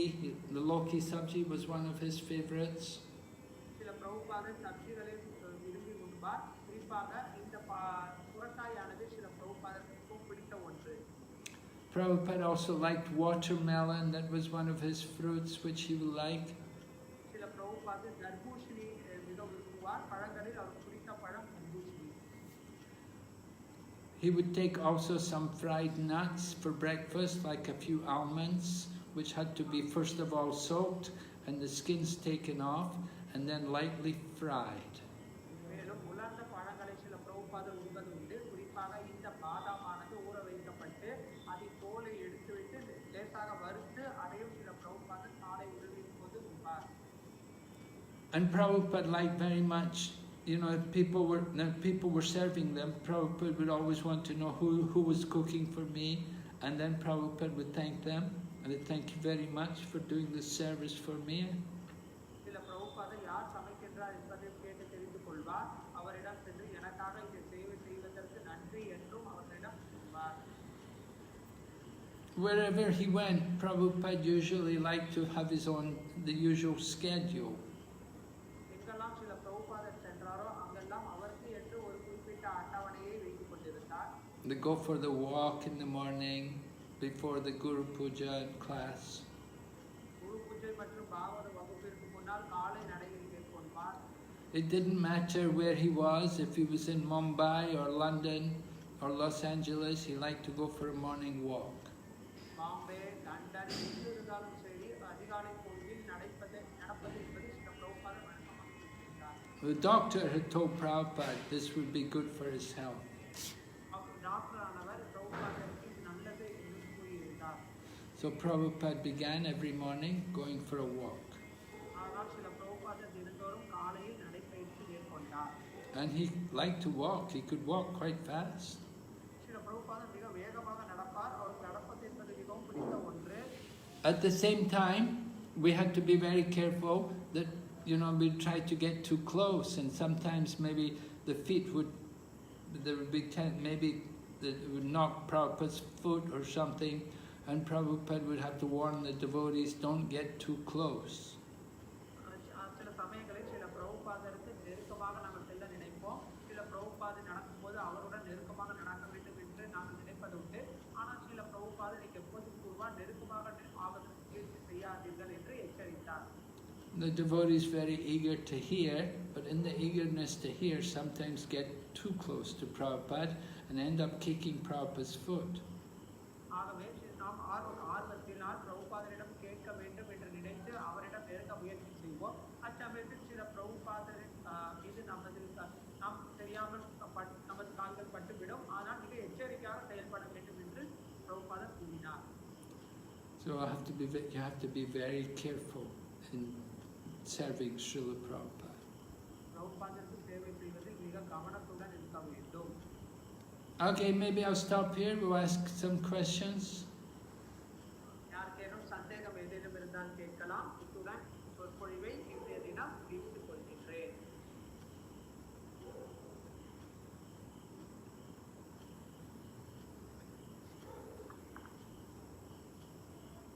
Thank you so much, Maharaj. It's been amazing, wonderful, so many values and lessons that we are learning from the experiences that you had the fortune of being with Srila Prabhupada. Though Maharaj said that you didn't have Guru Dakshina to offer, but Maharaj and his associates have offered their life. They've done Atma Nivedanam in the service of Srila Prabhupada. Maharaja தங்களது அனுபவத்தின் மூலம் தான் கற்றுக்கொண்ட பல அற்புதமான நிகழ்ச்சிகளை நமக்கு எடுத்துரைத்தார். இதன் மூலம் பல கருத்துக்களானது நமக்கு தெளிவாக இருந்தது. சில பிரபுபாதர் அமர்ந்து கூறியிருந்தார், எங்களுக்கு என கற்பழிப்பது குருதட்சணை இல்லையா என்று கேட்டபோது மகாராஜர் மற்றும் அவரது கூட இருக்கக்கூடியவர்கள் தங்களது வாழ்க்கையே சில பிரபுபாதின் சேவைக்காக அர்ப்பணித்திருப்பது என்பது மாபெரும் நிகழ்ச்சியாகும், சிறப்பாகும். I was reading Bhakti Swami's book. In Bhakti Swami's book, he also describes how when he got initiated, he didn't have any dakshin to give Prabhupada, and he apologized to Prabhupada, and Prabhupada told him, no, it's all right, you're giving your life. நான் பக்திசார் மகாராஜர் அவரின் புத்தகத்தை படித்துக் கொண்டிருந்தேன். பக்திசார் மகாராஜர் அவர்களும் சில பிரபுபாதரிடம் தீட்சை பெற்று கொடுப்பதற்கு பணம் இல்லாமல் இருந்தார். அப்போது சில பிரபுபாதர் கூறினார், பரவாயில்லை, நீங்கள் உங்களது வாழ்க்கையை எங்களுக்கு கிருஷ்ணருக்காக கொடுத்திருக்கின்றீர்கள் என்று புகழ்ந்தார். So amazingly, Maharaj is saying that how Prabhupada wanted his disciples to be learning in terms of how to reply to people, like he was quoting Revanthi Nandan Swami, and then he wanted devotees to learn slokas, he wanted devotees to give class, he wanted devotees to serve nice prasadam and even cleanliness in terms of even Prabhupada himself disciplined by the morning walk. Everything, every aspect of Srila Prabhupada's life and his instruction was so many values and lessons, Maharaj. சில பிரபுபாதர் வாழ்க்கையில் நடந்த ஒவ்வொரு நிகழ்ச்சியுமே நமக்கு ஒரு பாடமாக அமைகின்றது. சில பிரபுபாதர் தனது சீடர்களிடம் நீங்கள் அனைத்து கேள்விகளுக்கும் பதிலளிக்க கற்றுக் கொடுக்க வேண்டும், ஸ்லோகங்களை வழங்க வேண்டும், எவ்வாறு பேச வேண்டும், எவ்வாறு பாடம் சொற்பொழிவு கொடுக்க வேண்டும் என்று கற்றுக்கொள்ள வேண்டும் என்று பல விஷயங்களை சில பிரபுபாதர் மீண்டும் மீண்டும் வலியுறுத்துவதன் மூலம் அதன் முக்கியத்துவத்தை நம்மால் உணர்ந்து கொள்ள முடிகின்றது. One question, I think probably I did not understand it properly. Maharaj was mentioning that when there was an organization for a week's Bhagavata Saptaha, Prabhupada went on day one and he would not go if there is no potentiality. What should be the proper understanding, Maharaj, when you said that? Well, mainly he made the point, he said that hall was just like hell. It wasn't a very high class hall which had been arranged. Previously, when we'd had programs, we'd used town halls But this was in a place, you know, South Ho, it's a poorer economic area, and it wasn't a very nice hall. It was just a simple hall with simple chairs. It didn't have a big stage or anything. Everything was quite primitive. So Prabhupada just felt it's not very worth all the journey to go all that way there. You know, 1.5 hours there, 1.5 hours back every night. He didn't want to do it. கேள்வி என்ன என்றால் சில பிரபுபாதர் சொற்பொழிவின் போது முதல் நாள் இரவு சொற்பொழிவு கொடுத்தார். இரண்டாவது நாளின் போது இந்த அறையானது மிகவும் சக்தி ஊட்டப்பட்டதாக இல்லை என்று கூறினார். அதுக்கான சரியான விளக்கம் இல்லை என்று கேட்டதுக்கு அந்த அறையானது சரியாக பராமரிப்பு செய்யப்படவில்லை. மேலும் பிரபுபாதர் அந்த அறையில் தினந்தோறும் காலை 1.5 மணி நேரம் போக வேண்டும், மாலையில் 1.5 மணி நேரம் போக வேண்டும். இதை அவர் விரும்புவதில்லை. மேலும் அங்கு வந்து அளவிற்கு தகுதியான மனிதர்களோ அல்லது இடமும் சுத்தமாக பராமரிக்கப்பட்டதோ இல்லை என்கின்ற காரணத்தினால் சில பிரபுபாதர் தனது சீடர்களை சொற்பொழிவு கொடுக்கும்படி கூறினார்.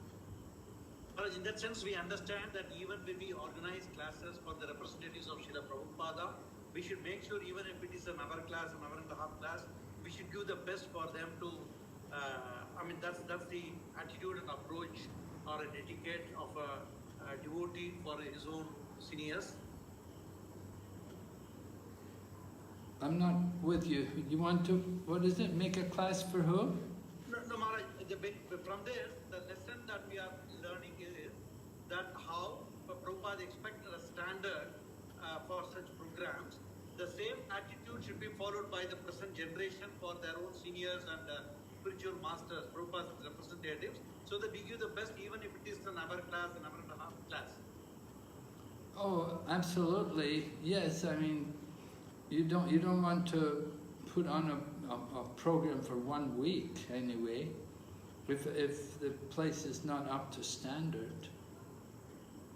Yeah, we want to have that respect for the leaders of our movement. Yes. Yeah, that respect should be shown. அதிலிருந்து நாம் கற்றுக்கொள்ள வேண்டிய பாடம் சில பிரபுபாதரின் மூத்த சீடர்கள் மற்றும் உயர்ந்த பக்தர்களுக்கு இந்த மாதிரி சொற்பொழிவுக்கு நாம் அழைக்கும் போது அவர்களுக்கு என்று ஒரு சிறப்பான தரத்தை வைத்து நாம் அவர்களை வரவேற்க வேண்டும். அவர்களுக்கு என்று சரியான மரியாதையானது அளிக்கப்பட வேண்டும் என்பதை நாம் நன்றாக கருத்தில் கொள்ளப்பட வேண்டும்.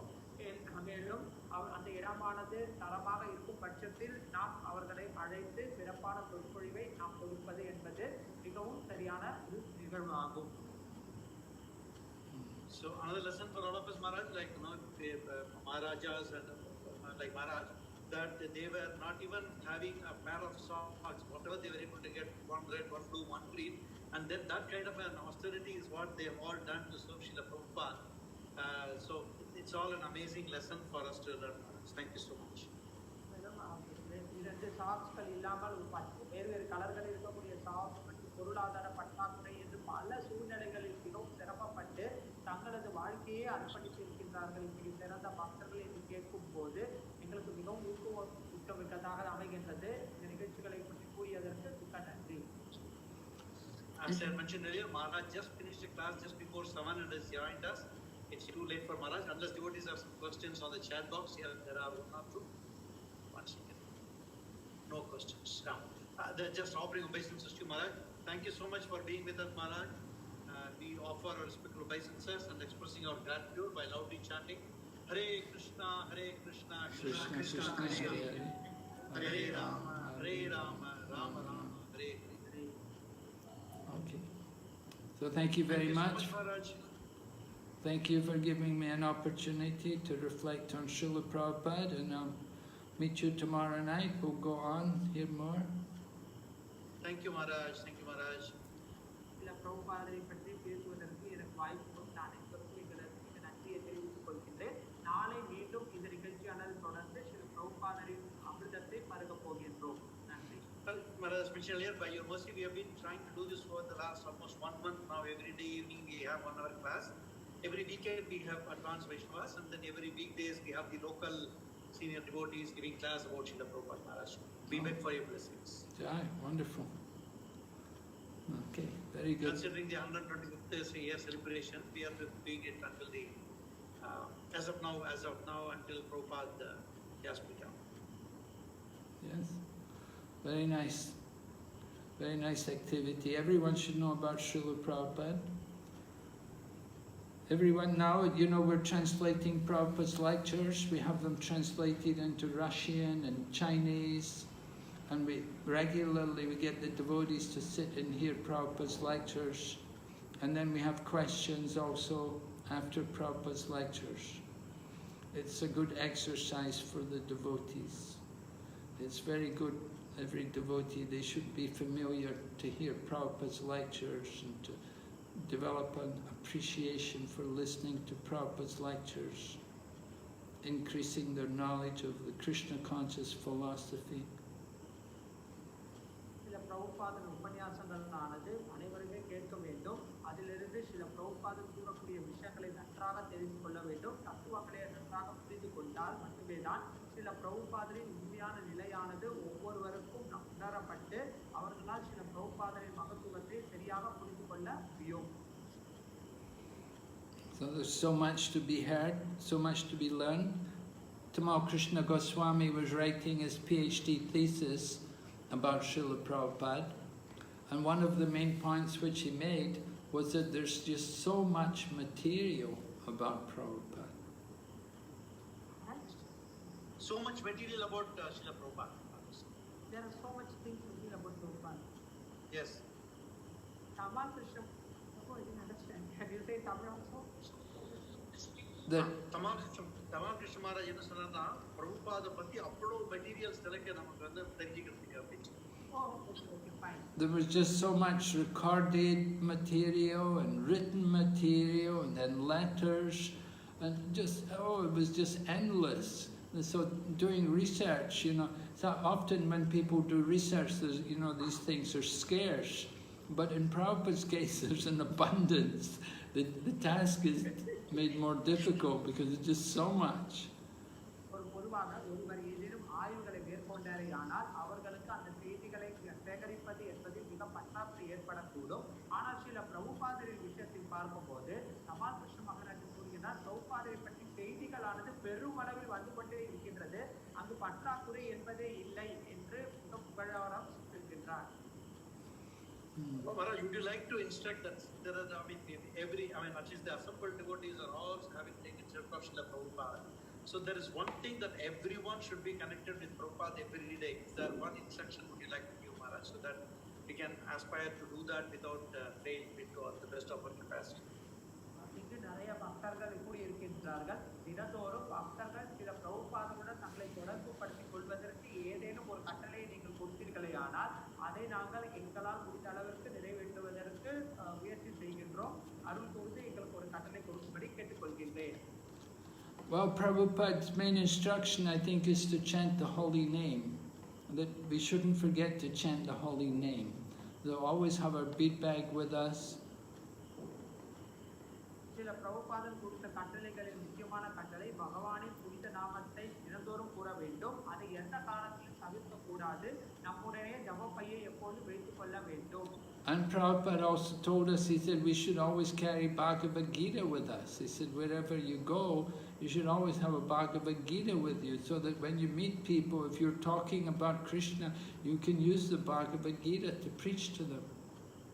சில பிரபுபாதர் கூறிய மற்றொரு விஷயம், பகவத்கீதையை நாம் எப்பொழுதும் கையில் வைத்துக் கொள்ளே இருக்க வேண்டும். எப்பொழுதாவது மக்களை நீங்கள் சந்திக்கின்றீர்களோ அவர்களுக்கு நீங்கள் கூறும்போது இந்த பகவத்கீதையை எடுத்துக்காட்டி அவர்களுக்கு அதிலிருந்து நீங்கள் கருத்துக்களை கூறலாம்.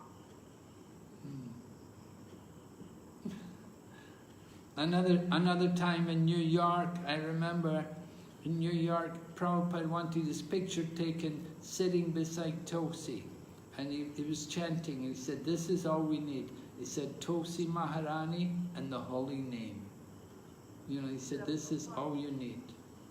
சில பிரபுபாதர் நியூயார்க்கில் இருக்கும்போது துளசி மகாராணியின் பின்னால் புனித நாமமானது எழுதப்பட்டிருந்தது. சில பிரபுபாதர் கூறினார், இதுதான் இருக்க வேண்டும், புனித நாமம் மற்றும் துளசி மகாராணி இரண்டுமே நம்மிடையே இருக்க வேண்டும் என்று கூறினார்.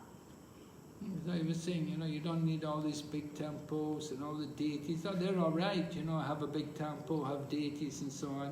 But what you really need is to be able to take shelter of the holy name and Tulsi Maharani. சில பிரபுபாதர் கூறினார், பெரிய கோவில்கள் வைத்திருப்பதில் எந்த தவறும் இல்லை. இறுதியில் நம்மிடையே இருக்க வேண்டிய எளிமையான 2 விஷயம், ஒன்று பகவானின் புனித நாமம், மற்றொன்று துளசி மகாராணி. So Prabhupada liked to... We take a lot of inspiration from you, Maharaj. Like we still remember, as you mentioned, you have been so inspiring whenever we hear about Bhakti devotion. I still remember your holiness doing Bhakti devotion in China, even without the language barriers and so many things. Even during rainy days, Maharaj will always take 1 or 2 books and he will just go stand near any of the shopping entrances and so many other places, and he will distribute the book and come back. So we take a lot of this. Personally, I think I have taken a lot of inspiration from your inspiration. மகாராஜர் அவர்களிடமிருந்து நாம் பல உற்சாகத்தை அடைகின்றோம். குறிப்பாக மகாராஜர் அவர்கள் சைனாவில் இருக்கும்போது தானே சென்று புத்தக விநியோகத்தில் ஈடுபடுவார்.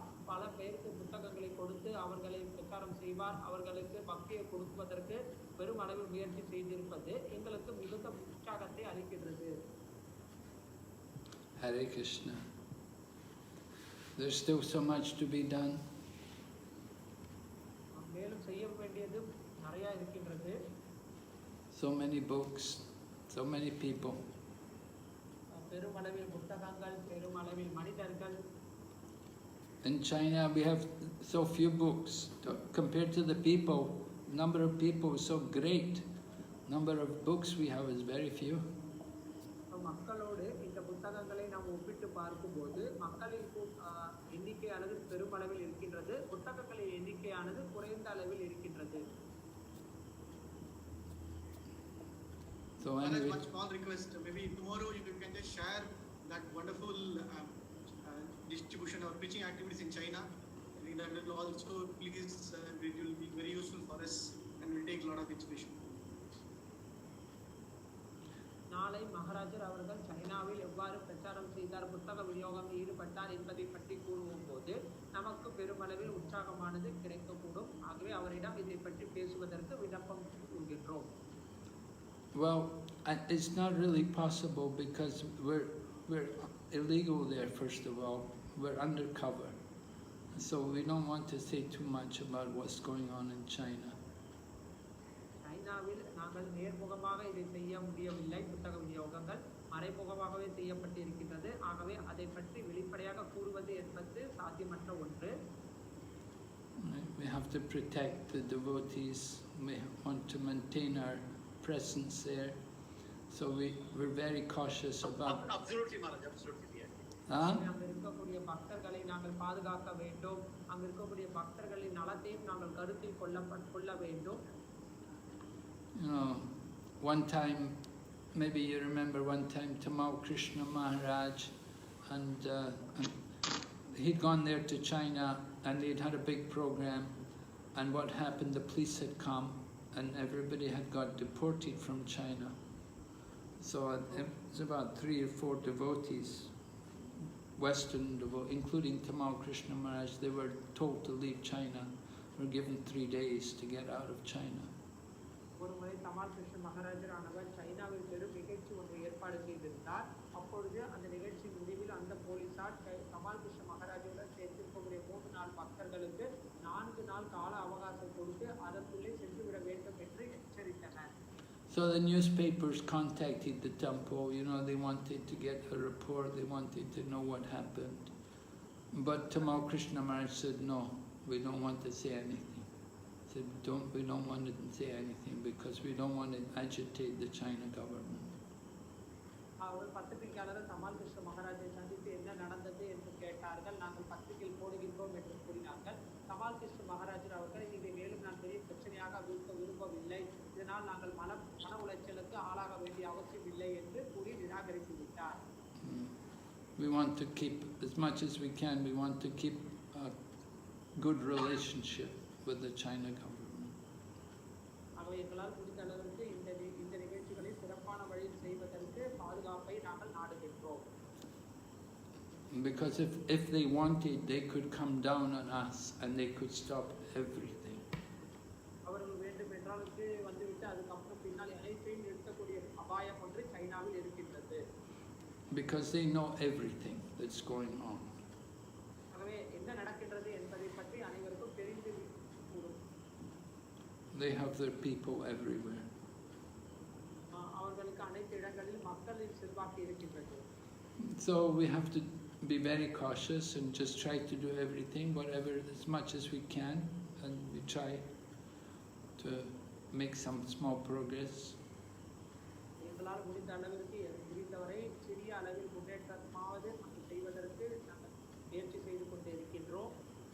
Prabhupada wanted that we would go there, and so we're trying.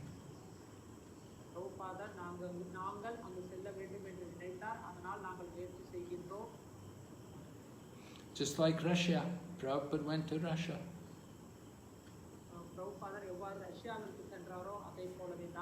Prabhupada went 1971 to Russia.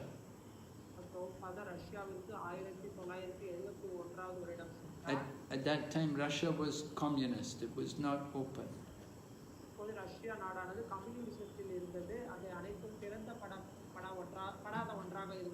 But Prabhupada went there, and Prabhupada met the first devotee and preached to the first devotee and initiated him.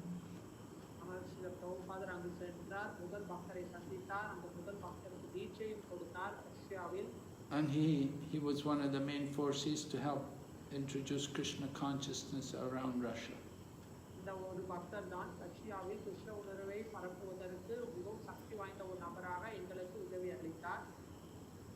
So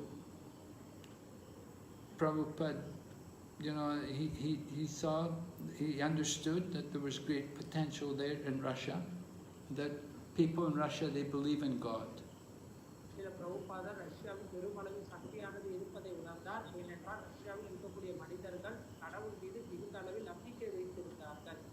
So it's quite natural for them to take some interest in Krishna consciousness.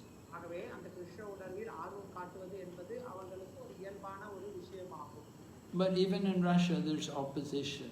Even now, although Russia is not communist anymore, but still there's a lot of opposition in Russia.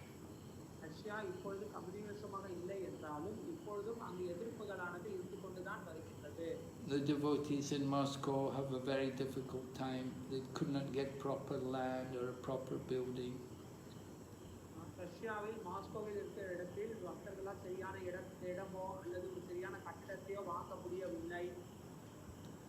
So although it's not communist, they told me it's the same people in charge.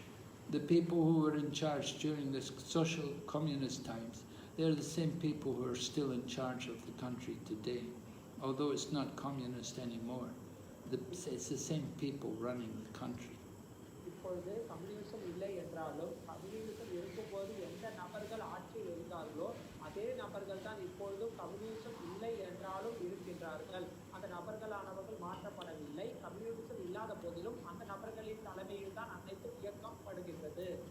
And the general objection is that they want the Russian church. They don't want the Indian church. They feel Krishna consciousness is the Indian church, and they want the Russian church. They don't want the Indian church.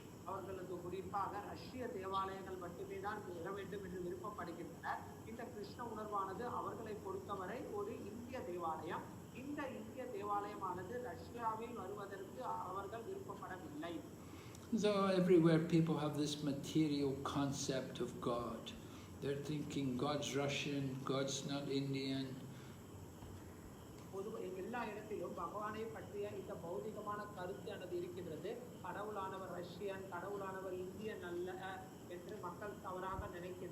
So people are not very well educated about these things.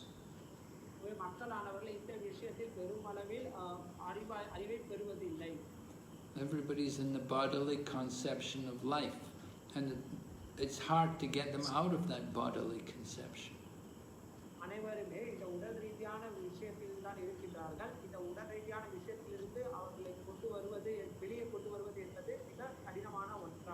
So similarly in China, you know, they try to encourage the people that take up Chinese culture. Remember, you're Chinese and you should take up Chinese culture. Don't look at other cultures.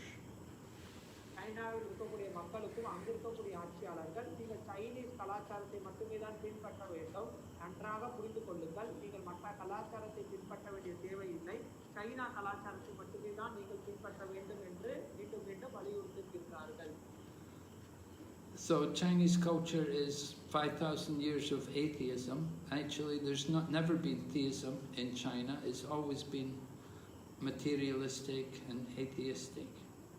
5000 வருடங்களுக்கு மேலாக சைனாவில் நாஸ்திகமானதுதான் பெருமளவில் இருக்கின்றது. ஆஸ்திகமானது இன்று வரை இருக்கவில்லை. இன்றும் மக்களின் பெரும்பாலானோர் நாஸ்திகவாதிகளாகத்தான் தங்களை மாற்றிக்கொள்கின்றனர். Makes it difficult field for introducing Krishna consciousness. அத்தகைய மக்களிடையே கிருஷ்ண உணர்வை கொண்டு சேர்ப்பது என்பது மிகவும் கடினமான ஒன்றாகும்.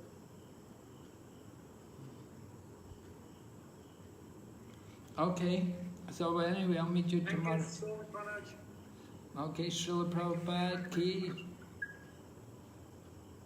Hare Krishna. Thank you.